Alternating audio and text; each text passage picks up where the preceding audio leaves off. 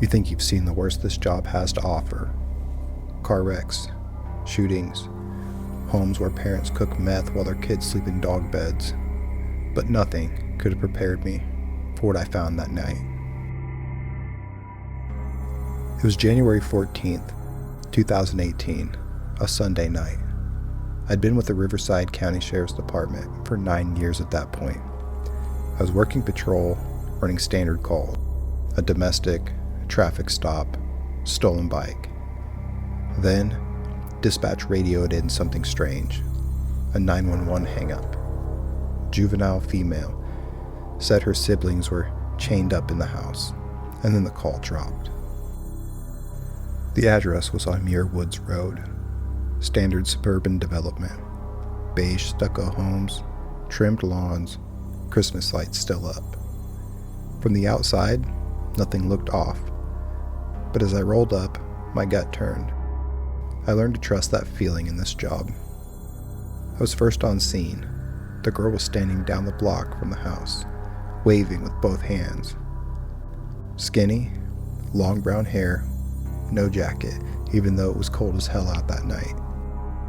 Her hands were shaking, and when I approached, she backed up like I was going to hit her. I introduced myself, told her that I was with the sheriff's department, and asked her name. "Jordan," she whispered. "Please don't send me back in there."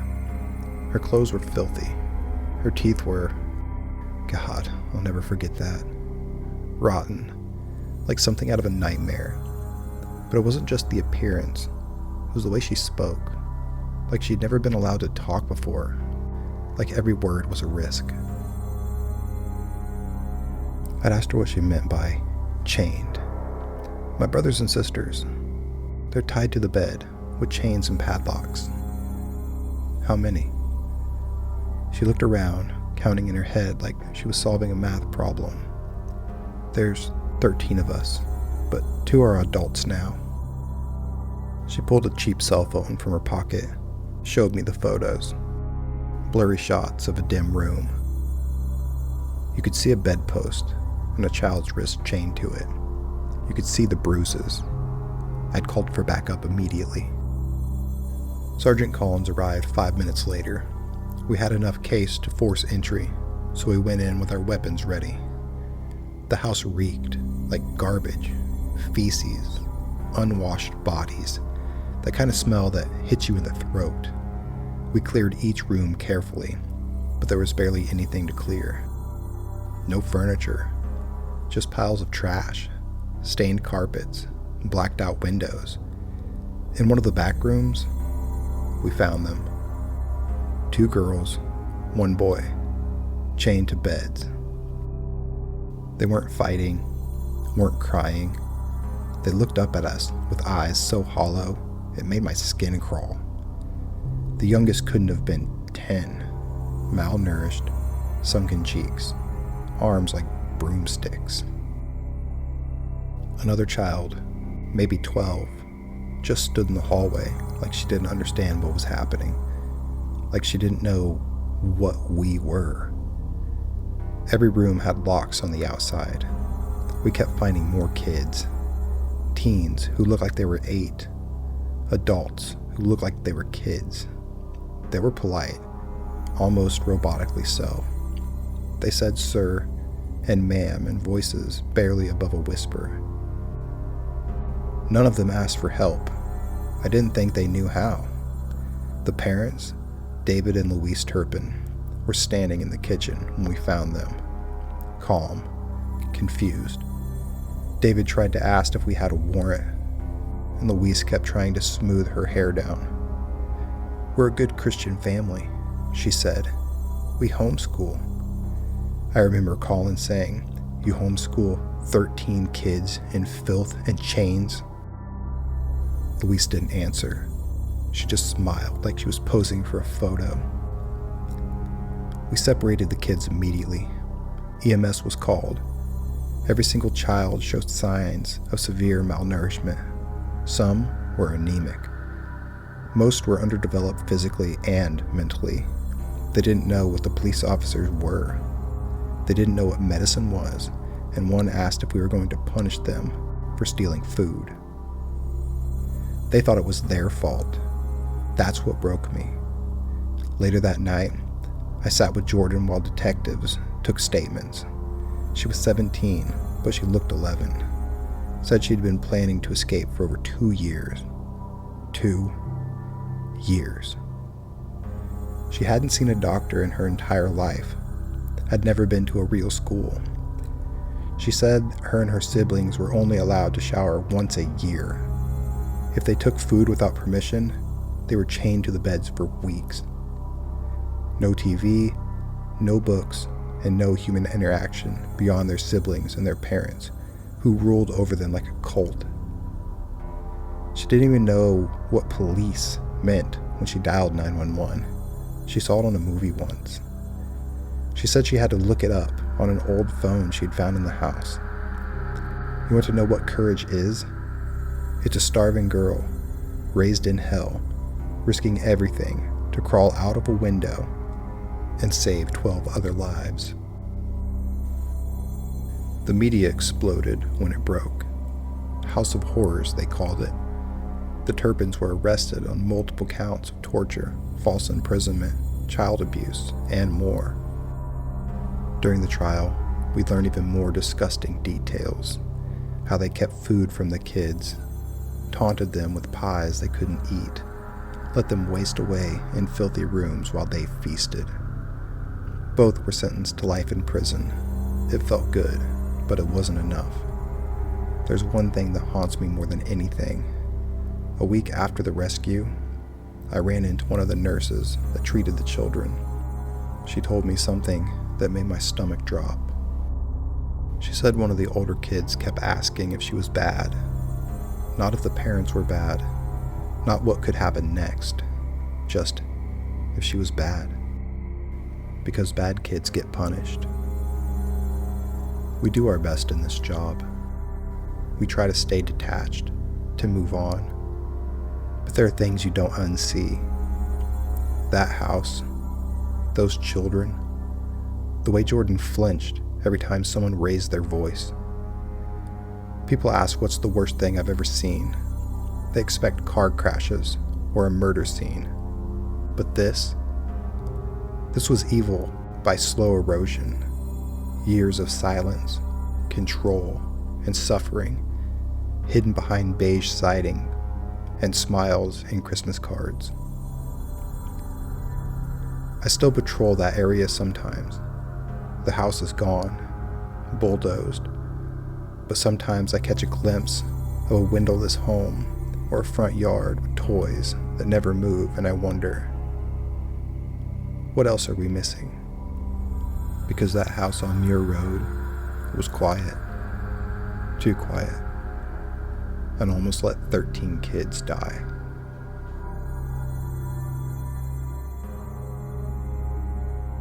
Welfare checks are supposed to be boring. You knock on a door, maybe peek through a window, call it in, and leave a note if no one answers. 9 times out of 10, the person just forgot to charge their phone or they're out visiting family. But sometimes, it's that 10th call that sticks with you. This one came in on a Monday morning, chilly October. The cornfields are gold and brittle, and the sky over eastern Iowa looked like wet ash. I remember because I was parked behind the station with my coffee still too hot to sip when dispatch called it in.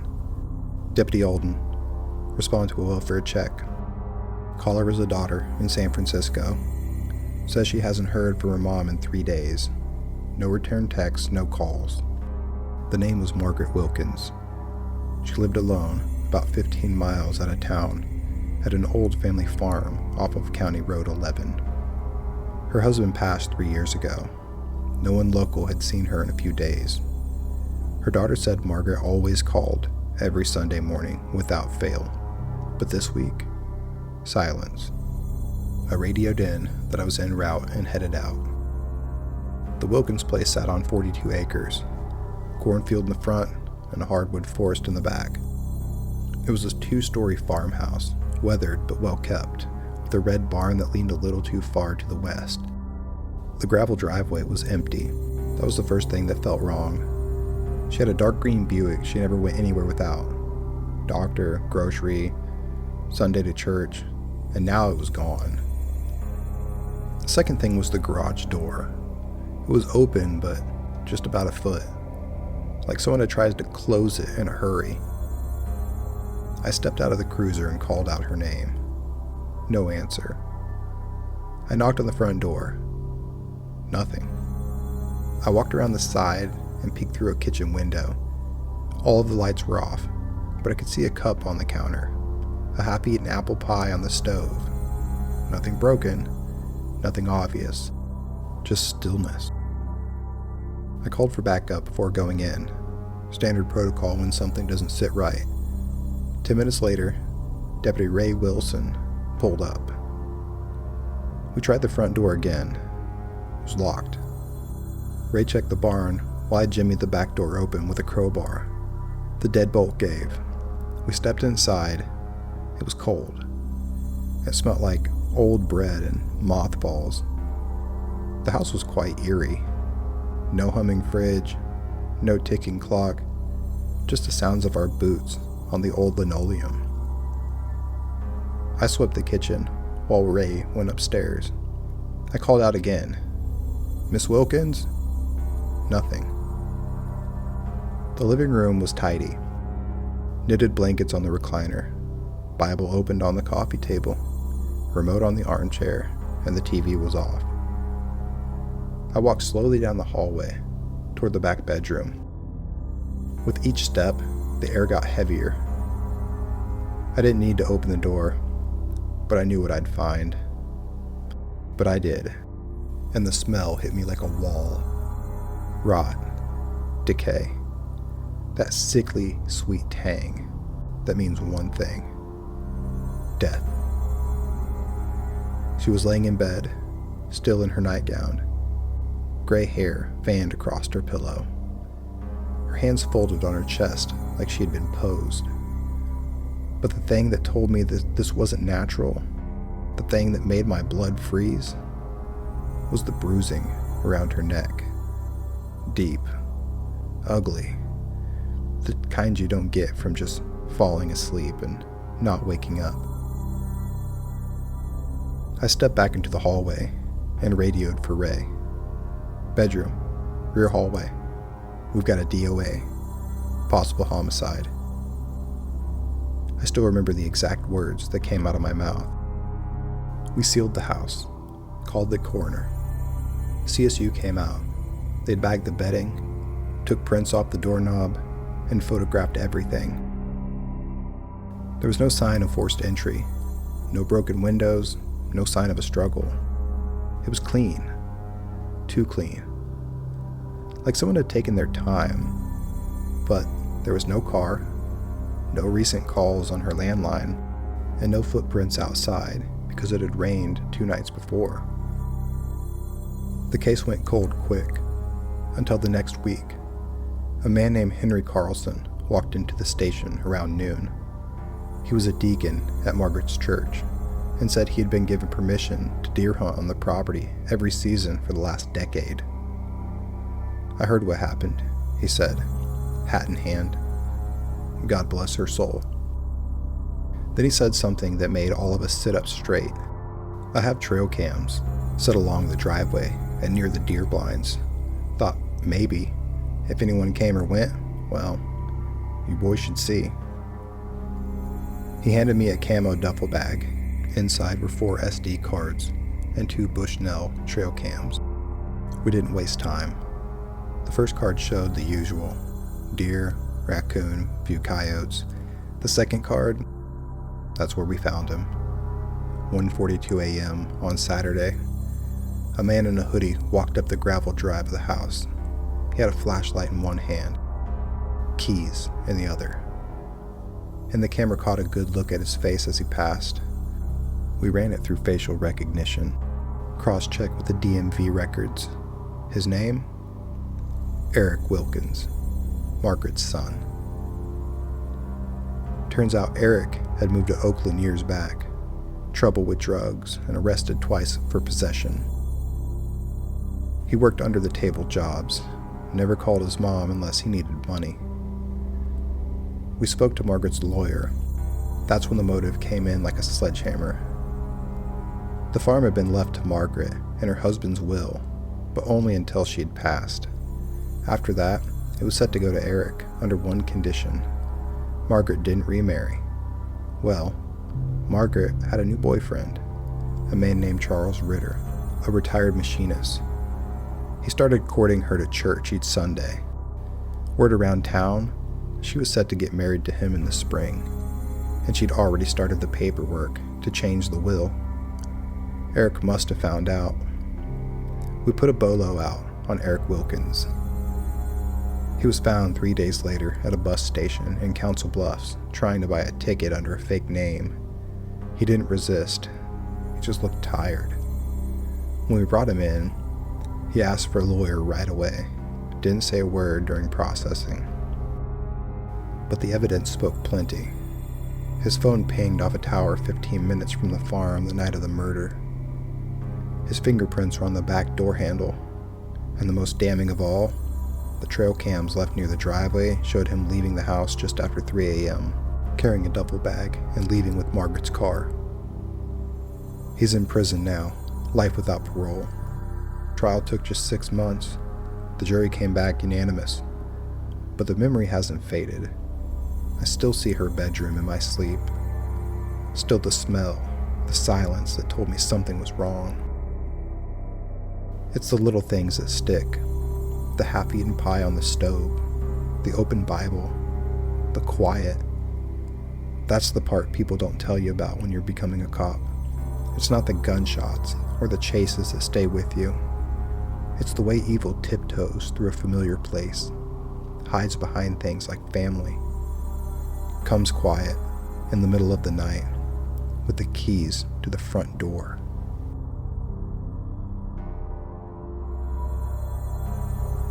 You never expect the worst day of your life to start with a routine traffic stop. But that's the thing. They never start loud. They start with broken taillights, expired plates, and a face that just doesn't sit right. This one started in a Walmart parking lot in Moreno Valley. I was sitting in my cruiser, writing up a report, when a silver Chevy Malibu cut across 3 rows and nearly hit a cart pusher. No signal, no hesitation. Just barreled out of the lot like he was trying not to be seen. I pulled him over a half-mile down the road. Driver was a white male, early 30s, beard, bags under his eyes. He looked like he hadn't slept in days. His license came back expired. No insurance. That alone was enough to tow the car, but it's what I smelled that raised the hairs on my neck. Not weed, not alcohol. It smelled like plastic, cheap cologne, and blood. I asked him to step out, and he hesitated. When he finally did, he kept glancing at the trunk. I immediately called for backup. When Officer Lyle arrived, we'd popped the trunk. Inside, there were 3 women's purses, zipped shut, a roll of duct tape, 4 different burner phones, and latex gloves. One of the purses had a faint smear of dried blood on the strap. He said they were his girlfriend's, but he couldn't give her name. We arrested him on the spot for possession of stolen property and driving without a license. He didn't resist, but he didn't say a word after that either. Just sat in the back seat, breathing through his mouth like he was bored. I rode with Lyle while we had the car towed back to evidence. On the way back to the station, we ran his name again. That's when the real nightmare started. His name was Darren. Prior conviction for felony assault. He also had a sealed juvenile record. Registered offender. Minor charge. Pled down, but enough to raise flags. We also learned he'd been reported multiple times for suspicious behavior on dating apps. Women saying he was obsessive, that he would stalk them after one date. One woman even filed a restraining order, but dropped it after he threatened to ruin her life. We brought him into an interview room. He just stared at the wall, didn't ask for a lawyer, didn't deny anything. He didn't care. We got a search warrant for his residence. It was a small apartment just off of Sunnymead Drive. The place was filthy. Mattress on the floor, no sheets, dishes stacked from the sink, maggots crawling up the walls. He had locks inside the bedroom door, deadbolts facing in. No one locks themselves into their bedroom unless they're hiding something or someone. I opened the fridge, nothing but condiments and a bottle of off-brand soda. And then I opened the freezer. It's when I found a gym bag. Black, zip ties wrapped around the handle, like he didn't want anyone to open it accidentally. I sliced them off with my knife and unzipped the bag. Inside was a bundle of clothes, soaked with what looked to be old blood. We also found a necklace, a cell phone with a shattered screen but clinging to battery life, a wallet, and an ID. Nicole Ramsey, 24 years old. I said her name out loud, and then two things happened. Lyle swore under his breath, and the radio on my hip chirped. Copy. Subject Nicole Ramsey entered into NCIC as a missing person. Date of last contact, 13 days ago. We had a name. Now we had a bag of her clothes stuffed in a freezer. The next 3 days were a blur. We canvassed his apartment. We pulled receipts dug into his phone. There were dozens of profiles, Tinder, Hinge, Bumble, even some more obscure dating forums. He used different photos for each, most of them stolen. Always presented himself as someone safe, sweet and nerdy, lonely but respectful. One of his aliases was Cody_Hart 1989. We found messages with Nicole. They'd met for coffee 2 weeks ago. He offered to drive her home, but she said no. 2 nights later, she disappeared after leaving her job at a late-night diner. One of the phones had its GPS turned on. It led us to an area about 20 miles north in the hills near Redlands. We searched for 2 days, and on the third morning, a canine unit found freshly disturbed earth under a stand of eucalyptus trees, a shallow grave. Wrapped in a tarp, she was still wearing the necklace. I've seen a lot of dead bodies in my career, but Nicole looked peaceful, like she just laid down to sleep and never woke up. It made it worse somehow. We charged Darren with murder, unlawful restraint, evidence tampering, and more. His trial is still pending, but the evidence is overwhelming. DNA from the gym bag, phone records, GPS data, even hairs in the trunk of his car that matched Nicole's profile. But here's the part I can't shake. We believe she wasn't the first. Some of the other items we found, those purses, the extra phones, they haven't been linked to anyone. Not yet. Missing person reports come out every week. Some women left the state, others just vanished. We may never know how many there were. There's one moment I think about a lot. It was late. It was past midnight, right before we turned in the evidence. I was back at the station, staring at Nicole's phone. The wallpaper was a picture of her with her dog, smiling and standing on a trail somewhere. I tapped on her photos. The last one was a blurry selfie taken inside of a car. You can see Darren's eyes in the rearview mirror, just barely, watching her.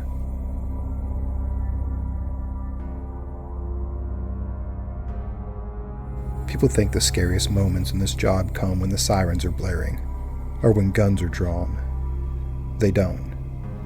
They come quietly, when the air is still, when the street is empty, and you're writing a ticket for something stupid like a modified exhaust. That's how it happened to me. It was July 17th, 2019, a summer night. It was still hot, even after the sundown. I was patrolling the outskirts of town, south of the freeway, near some warehouses that got more use for parties and burnout videos than actual business. That night, I heard it before I saw it. The high-pitched scream of an aftermarket exhaust echoing off sheets of metal and concrete. I pulled off the road and waited. Sure enough, here he came. Blasting through an industrial zone like he owned the place. Matte black Harley, no plates, no helmet. I'd flipped on my lights and he pulled over immediately. That should have been the first sign. Guys like that don't pull over easy. They run. They'll test your patience, rev their engine just to piss you off. But this one eased over like he had nothing to hide. He was big, probably 6'3", 220, all of it muscle. He had a long black beard, shaved head, leather cut-off vest. No visible ink, which was unusual. Most biker types wear their tattoos like badges. I got out, did the usual walk-up, and asked for his license. "Forgot it at home," he said. "Name? Randy Morris." "Date of birth?" He rattled it off, cool as anything. I ran the name. It came back clean. No warrants, no holds, and a valid license in Bakersfield. But something was off. The photo attached to the ID didn't match. Not completely. Hair was too long. Eyes too light. The build was too narrow. I leaned back out of the cruiser. "Hey, Randy, you sure that's your real name?" He replied with, "What?" I stepped a little closer. "Your name. I'm asking you if you're sure you didn't just give me a fake one." And that was it. In one motion, he swung a leg off the bike and charged. No hesitation, no warning. I didn't even have time to radio. He tackled me into the pavement. The back of my head hit the asphalt hard. My vision blurred, and I reached for my belt, but he was already on top. Fists like bricks, slamming into my ribs. He was trying to grab my sidearm. I could feel his hands clawing after it. I grabbed his wrist and pulled it down, and then I headbutted him. I stunned him just long enough to shove him off. I rolled, I got to my feet, and I pulled my taser. But he was already sprinting off in the dark, leaving the bike behind. I collapsed. Everything hurt. My chest, my head. My right arm didn't feel like it was working properly. Blood was dripping from my nose onto the asphalt. I finally hit my radio. "Officer down. Suspect fled on foot. Need backup." They got me to the hospital in under 10 minutes. I had cracked ribs, dislocated shoulder, and a concussion. The ER doctor said I was lucky. 1 minute, and he might have got to my gun. Or my life. But the real shock came when I was being all stitched up. A plainclothes detective walked into the room holding a tablet. "You the officer that stopped that biker?" I nodded. He turned the screen and showed me a photo. I almost didn't recognize him. Different beard, no jacket, but his eyes. Those cold, flat eyes. Same as the guy who nearly beat me to death. His name was Calvin, the detective said. He's been on the FBI's radar for over a year. Member of a dangerous biker gang out of New Mexico. We've got him linked to 3 homicides, 2 rivals and 1 civilian. He disappeared after a shootout in Santa Fe, and he's been underground ever since. He paused. "You just pulled over a federal fugitive." They towed the bike. It had been stripped of its serial numbers and repainted, registered to a dummy address. The vest he left behind had a hidden inner pocket with 2 phones. One burner, the other one encrypted. One had GPS logs that had stopped the minute I pulled him over. He was careful, smart, but not invincible. Over the next 2 weeks, local PD and the feds worked the case hard, canvassing neighborhoods, ran phone dumps, talked to known associates. It led to a few low-level busts, a couple weapons, weed, Nothing big. He had vanished. I was stuck on medical leave. I couldn't lift my arm above my waist for a month. I couldn't sleep. My wife said I woke up screaming twice a week. I started replaying it all, over and over. What I could have done differently. Should I have waited for backup? Should I have drawn my gun sooner? You know the worst part? I was going to let him go.